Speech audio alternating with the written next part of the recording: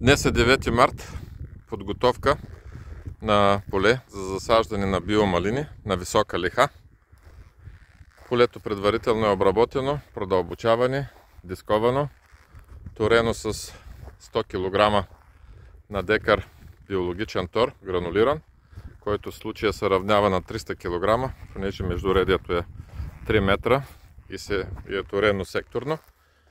Торачката е обкрачила редовете и е пускала тор само в реда. Тук се лечи коловоза. Обработките са с трактор LS. Най-добрият своя клас за тези нужди. Правим висока лиха с картофен лихообразовател. Високата лиха създава условия за по-бързо затопляне на почвата, по-малко окисване и предпазва растенията от фитофтора.